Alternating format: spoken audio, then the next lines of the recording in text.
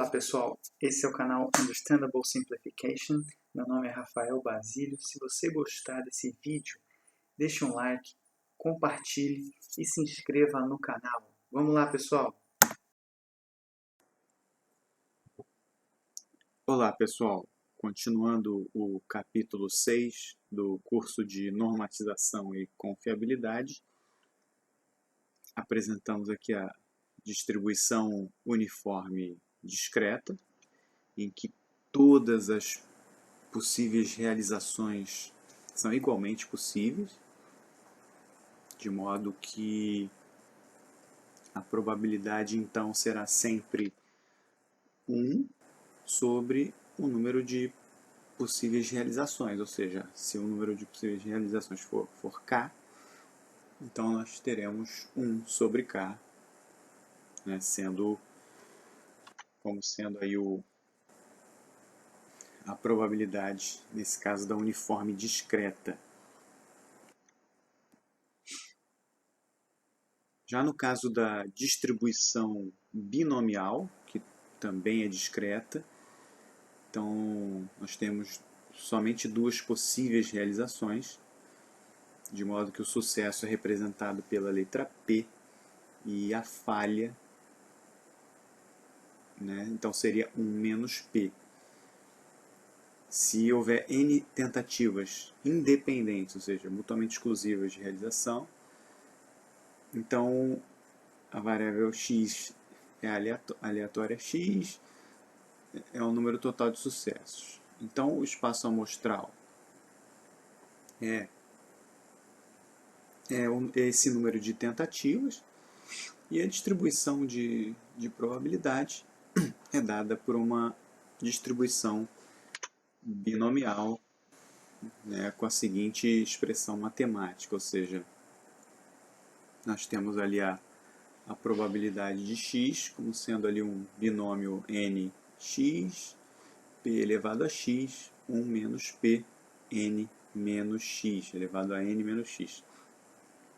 De modo que x, então, compreende aí o número de tentativas, né? Então, existe essa distribuição binomial, que se refere basicamente a, por exemplo, sucesso ou insucesso. Só tem 2 alternativas, só tem 2 possibilidades, de modo que, então, isso é refletido na distribuição, conforme pode ser visto aí nesta figura, em que existe a função de probabilidade de massa, por ser discreta, né? Não é uma PDF, sim uma PMF, e o número de sucessos. Então, nesse caso, por exemplo, temos número de tentativas 20, com, então, probabilidade de sucesso 0,4.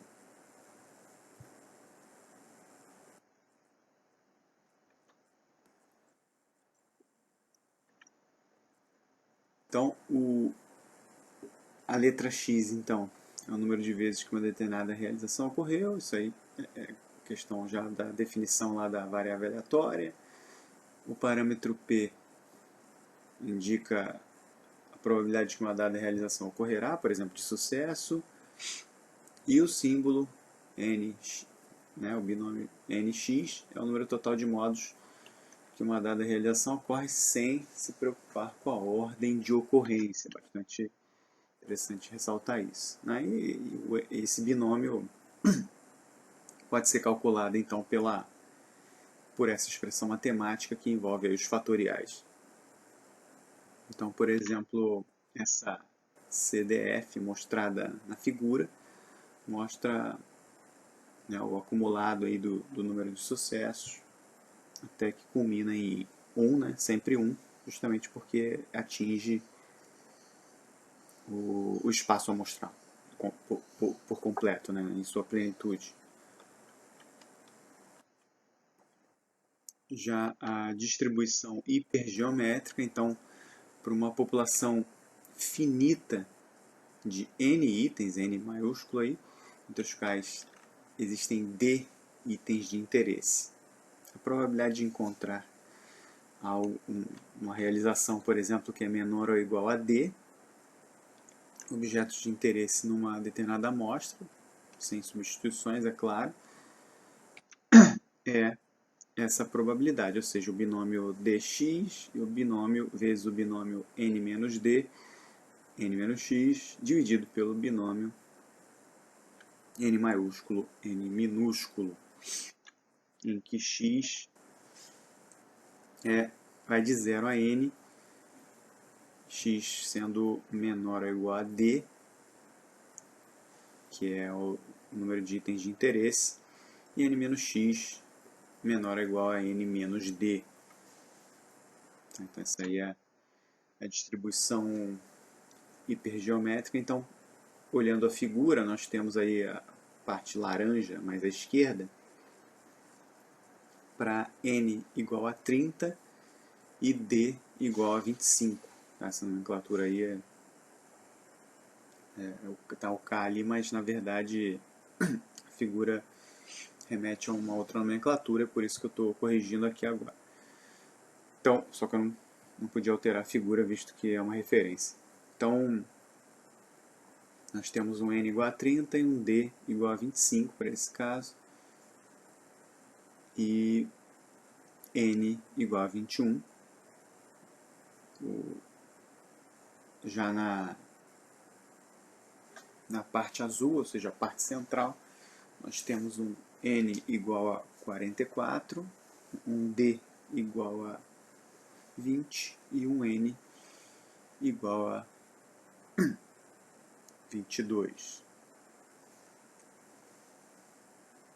Na parte direita, né, que é a vermelha, então nós temos um n igual a 100, um d igual a 27 e um n igual a 7.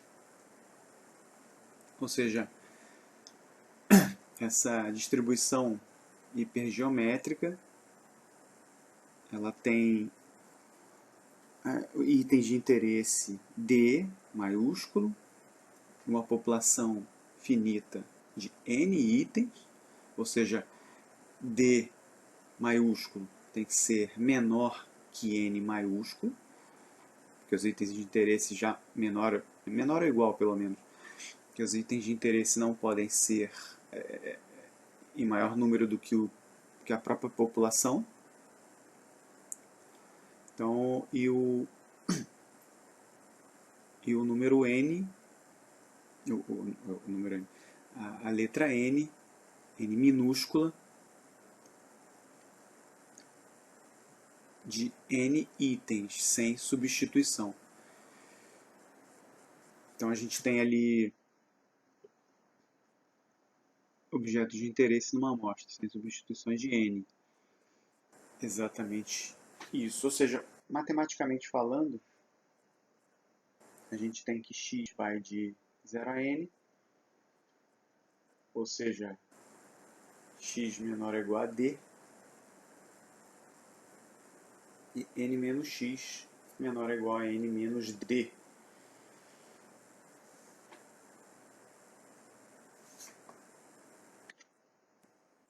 Já a distribuição hipergeométrica, ela é bastante utilizada aí no controle de qualidade estatístico, teste de aceitação e rejeição. Ela se aproxima da binomial com parâmetros P igual a D sobre N, D maiúsculo sobre N maiúsculo, claro, e N minúsculo, quando a razão N minúsculo sobre N maiúsculo se torna pequena. Então a gente tem um exemplo da distribuição hipergeométrica aí ao lado, só que nesse caso a CDF, né? Não a PMF, mas sim a acumulada, que vai de 0 a 1. Para os três casos aí igual ao anterior, né? Do laranja, do azul e do vermelho. Temos também a distribuição de Poisson, se refere aí a objetos ou eventos estarem dispersos uniformemente de forma aleatória no domínio do tempo e do espaço, uma determinada intensidade constante lambda.